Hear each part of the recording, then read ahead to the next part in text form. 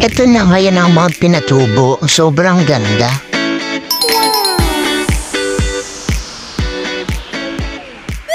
Hi guys! Welcome back to my channel.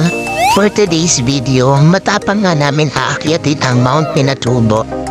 Tara guys, samahan niyo kami.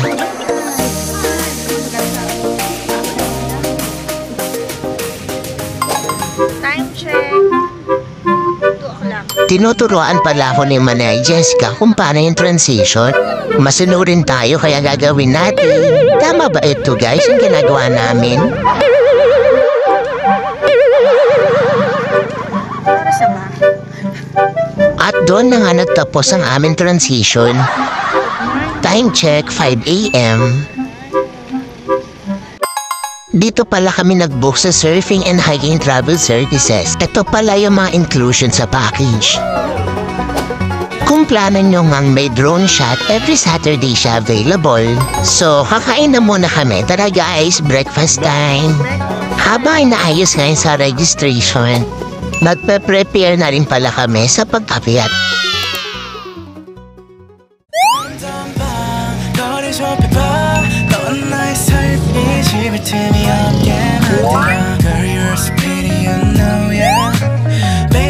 Pwede palang maligo dito kaya magdala kayo ng extrang damit. Pupunta na nga tayo sa meeting place para sa briefing. Tara guys, let's go!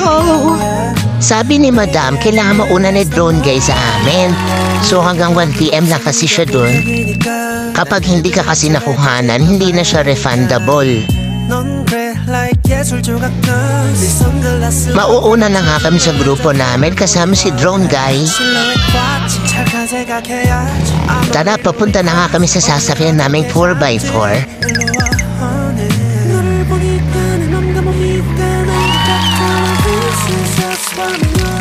Close pala yung 4x4 na nasakyan namin.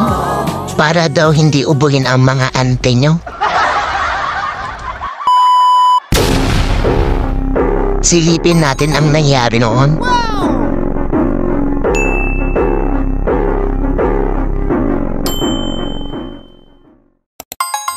Grabe pala talaga ang damage ng Mount Pinatubo eruption. Grabe ang sinapit nila.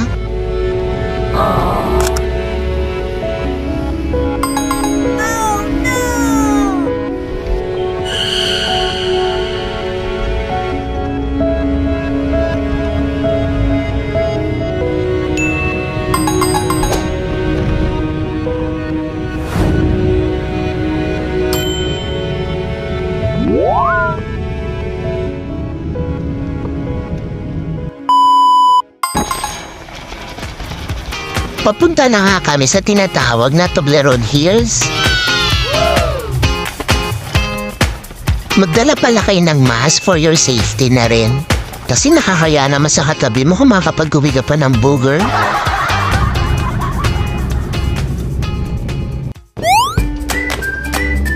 Wow.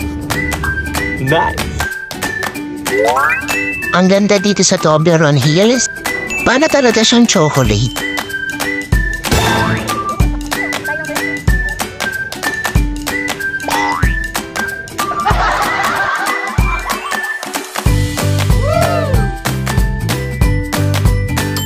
Kapag dita ka na nga talaga, ito na lang ang mga magagawa mo. Paikot-ikot.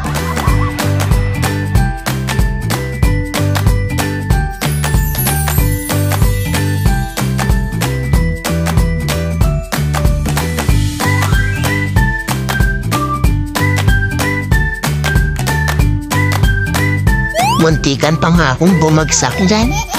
Ikot pa more. At ang aming reporter ay hindi na nga nagbalita. Gusto din daw niya makiride sa kanya na paikot-ikot.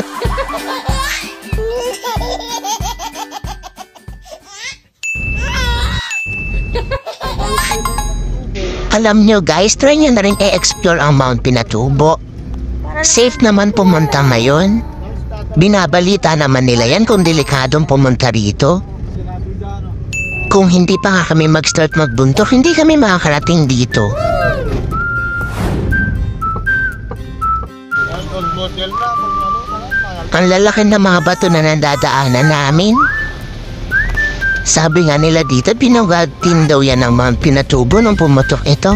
Ay pagkasakit na nga sa dibdib ng lubak are eh.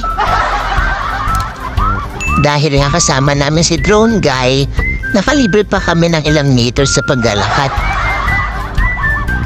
Dati sa TV ko lang ito nakikita. Ngayon ako na mismo ang andito. Kahit nga hindi ako masyado nakapag-exercise. Alang-alang kay mga pinatubo, titiisin ko ang sakit. Dapat lang tiisin kasi hindi ko naman alam kung makakabalik na ako dito. Wow. Hindi pa nga din ako makapaniwala. Pero totoo na nga ito, andito na kami. Start na pala kami ng trekking. 2.5 kilometers pala ang tatahakin namin papuntang crater. Kaya tara, mahaba-haba pa at malayo-layo pa ang i-cover ni Manay Jessica Sogo. Nakalibre tayo ng ilang metro. Ay, Pero kung iisipin, grabe ang alboroto ni Mount Pinatubo. Pag talagang nasa loob ang kulo mo, pag sumabog ka, sobra. Hala, humuhugot na naman ang ante nyo. May problema ka ba, ante? Hindi nga namin ine-expect na ang pamumundok namin ay mapapadalas. At hindi namin namamalayan yung gamit namin pang hiking makukumpleto na. Wala namang paahon na lakarin dito kaya hindi kayo hahapuin. Mabato lang talaga ang lalakaran nyo. Isa pala to sa mga active volcano. Dahil nga active volcano ito, hindi ko kinakailan na kinakabahan din ako. Pero nung nakarating na kami sa crater ng Mount Pinatubo, nawala na lahat ng kaba ko. Gusto ko na lang mag-picture-picture, mag-video-video. Kakaawa nga yung mga batang katutubo dito. Dalawa pa lang way papuntang Mount Pinatubo. Sa Zambales Trail at Capas Trail. Kung gusto mo ng challenging trail, sa Zambales ang jump off mo. Kung chill lang naman ang gusto mo, dito naman sa Capas Trail. Siyempre pinili ko Capas Trail, ayoko mahirapan ang mga ante nyo eh.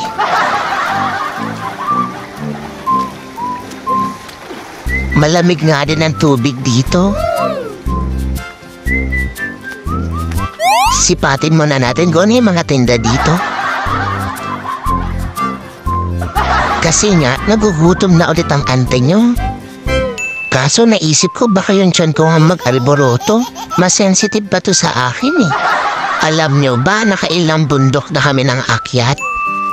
Sabi pa nila nakakapayat daw yun. Pero pakiwari ko parang hindi naman kami nababawasan ng timbang.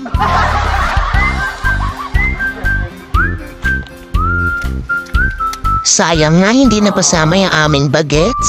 Bale, bawi ka na lang sa next treat natin, be.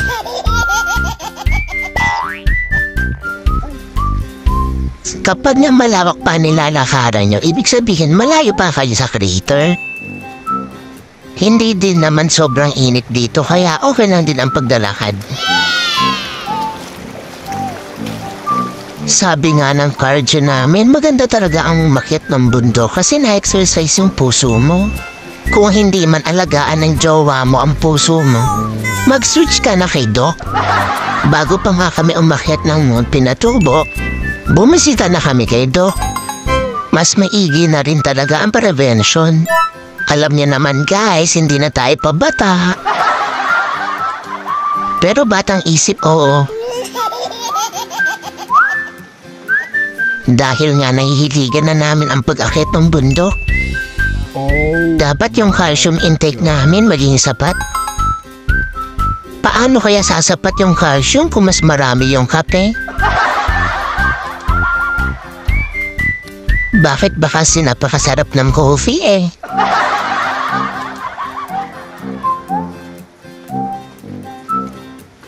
Kumusta naman, Manay Jessica? Kaya mo pa ba? I-video nga din natin yung kinukuhanan ni Kuya.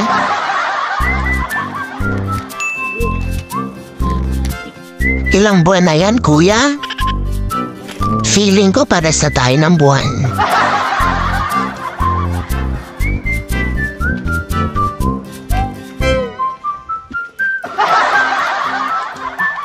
Ang effort mag-video ng person kahit mabato dyan. Wafakils na nga kung matapilok ang ante nyo. Okay, next stop over muna mga person.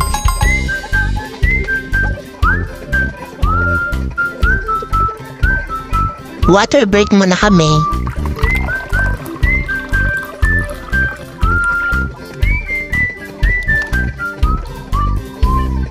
Antayin natin kumain si Manay Jessica Sogo. Kasi kailangan niya ng enough energy para ma-cover ang buong trip namin sa Mount Pinatubo.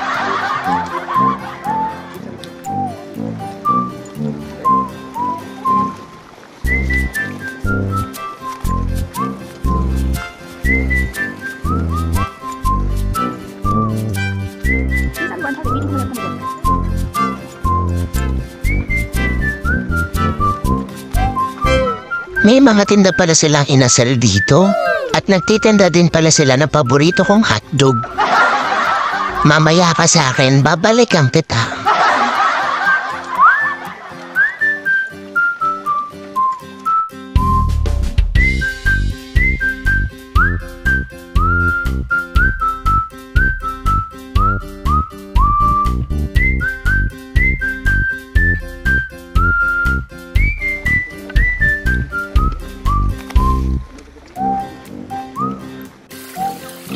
True nga yan mga mare, nakarap ko sa aking source. At nakakalungkot, 72 na katao ang namatay.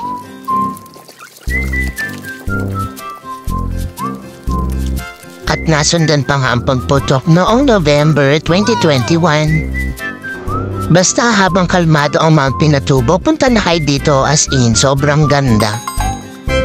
Dibdiban na nga ang paglalakad namin.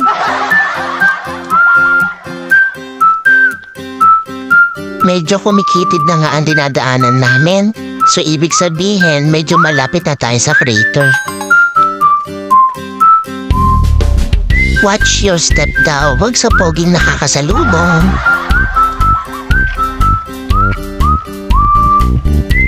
Dami na nga nauna sa amin, siguro madaling araw pa sila umakyat. Yung iba naman daw nag-overnight. Parang naman hindi ka comfortable, di ba? Kasi active volcano to, tas mag-overnight.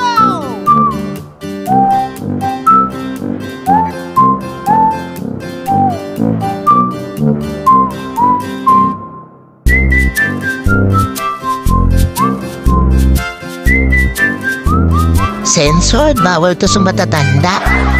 Patnubay na asawa ang kailangan.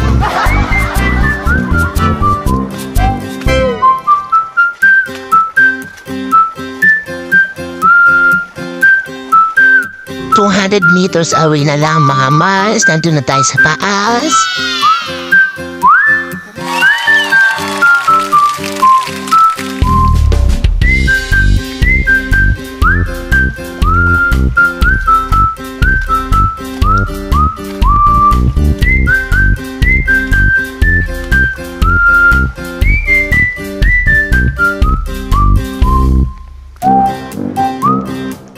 Paki-subscribe na rin po mga Mars para updated po kayo sa mga next trip namin.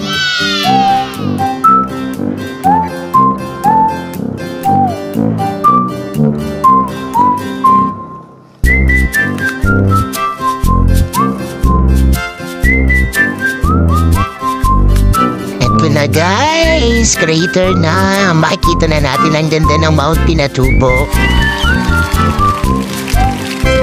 Konting kembot na lang, mararating na natin ang crater. Ito na nga yung hagdan paakyat papuntang crater. Panibagong hamon ng buhay. Hindi, pwede.